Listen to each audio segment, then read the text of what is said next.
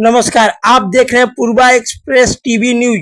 17 जून को एक प्रतिनिधिमंडल केंद्रीय वित्त राज्य मंत्री पंकज चौधरी से मुलाकात कर चर्चा की, जिसमें पीएसजीआईसी कंपनियों में सभी रिक्त पदों पर नियुक्ति, एआई वेतन संशोधन प्रस्ताव के अनुसार पीएसजीआईसी कर्मचारियों के वेतन में संशोधन और उसका निपटारा, पूरे भारत में विशेष रूप से बिहार, पश्चिम बंगाल, तमिलनाडु और केरल में प्रच नामक प्रधानमंत्री सामाजिक कल्याण बीमा योजना का शुभारंभ, सभी भ्रष्ट अधिकारियों की पहचान और उचित सजा और वामपंथी और अति वामपंथी यूनियनों और एसोसिएशन की पहचान और पंजीकरण रद्द करने की मांग की गई।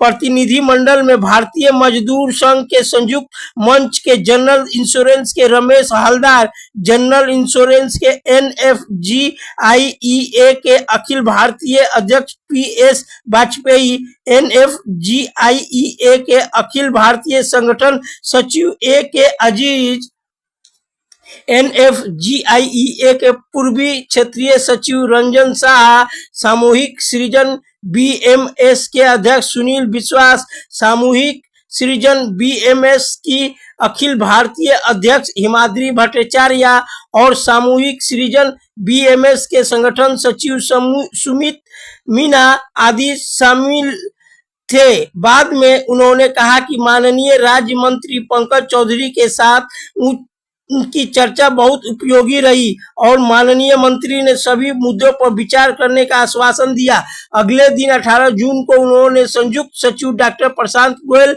से मुलाकात की और जीआईपीएस कंपनियों के कर्मचारियों के वेतन बकाया में संशोधन की मांग की।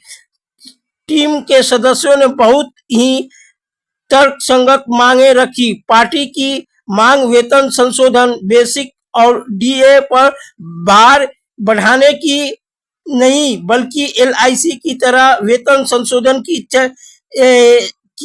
थी। उन्होंने अनुरोध किया कि वे कृपया मामलों में समझे, यदि इसका निपटारा लोडिंग के आधार पर किया जाएगा तो कर्मचारियों को और भी अधिक नुकसान होगा। इसलिए सभी स्तरों पर ट्रेड यूनियनों और श्रमिक संगठनों के नेतृत्व को इस महत्वपूर्ण मुद्दे के प्रति सतर्क रहना चाहिए। उन्होंने मांग की कि पेंशन भुगतान समाधान के से पहले परिवार के सदस्यों को 30% अंशदान तथा एमपीएस के 14% अंशदान से तत्काल घोषणा की जाए, जिसे पहले ही स्वीकार कर लिया गया है ताकि परिवार पेंशन भोगियों की लाभ मिल सके। समूह ने जीआईपीएस कंपनियों पुनरुद्धार के लिए विकास अधिकारियों एवं कार्यकारी अधिकारियों की तत्काल नियुक्ति की पुरजोर मांग की है। डॉक्टर गोयल जी ने इस वास्तविक दावे से सहमति जताते हुए मामले पर गंभीरता से विचार करने की आश्वासन दिया। अगले दिन बीएमएस के संबंध यूनियनों ने संघ कल्याण संघों की एक टीम ने जीआईपीएस उपाध्यक्ष श्रीमती मुलाकात की। शीला त्रिपाठी से विभिन्न मुद्दों पर चर्चा की, जैसे एलआईसी के अनुसार जीआईपीएस कंपनियों कर्मचारियों के लंबे समय से प्रतिशत वेतन संशोधन का तत्काल निपटारा हो। यह भी कहा गया है कि एलआईसी और बैंकों की तरह वेतन बिल पर भी संशोधन होना चाहिए। चर्चा के दौरान पता चला है कि अभी तक मूल वेतन और डीए पर लोड के आधार पर चर्चा चल रही है। यह सचमुच आश्चर्यजनक है कि अन्य ट्रेड यूनियनों एसोसिएशनों के नेतृत्व ने इस अंतर्गत अत्यंत महत्वपूर्ण मुद्दे को अनदेखी की है। हालांकि हमने मांग की है कि वेतन बिल पर पश्चिम रेलवे की सहमति होनी चाहिए। संशोधन पूरा होने के तुरंत बाद पेंशन संशोधन किया जाना चाहिए। उन्होंने कहा कि मैडम मूलतः सहमत हो गई है। उन्होंने मामलों पर गौर करने का वादा किया है।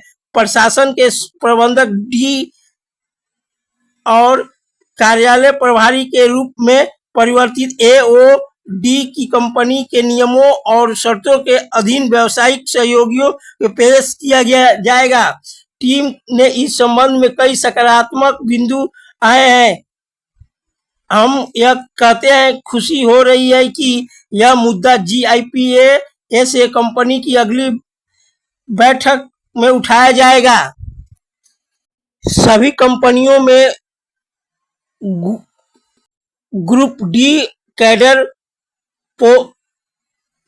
पदों पर सब स्टाफ और सब स्टाफ पूर्वकालिक स्वीपर को छोड़कर तत्काल भर्ती विभिन्न पहलुओं पर चर्चा हुई तथा शीघ्र ही GIPSA कंपनियों के साथ बैठक में चर्चा का आश्वासन दिया गया।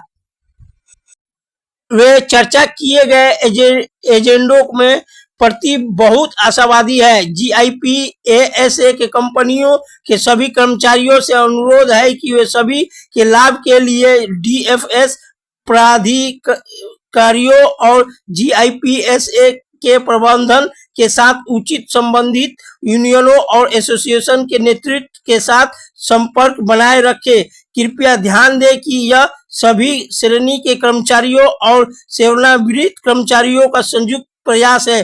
प्रतिनिधिमंडल ने इस संघर्ष में हार्दिक समर्थन देने के लिए भारतीय मजदूर संघ की संबंध यूनियनों और एसोसिएशन कल्याण एसोसिएशन के सदस्य संयुक्त मंच के धन्यवाद दिया।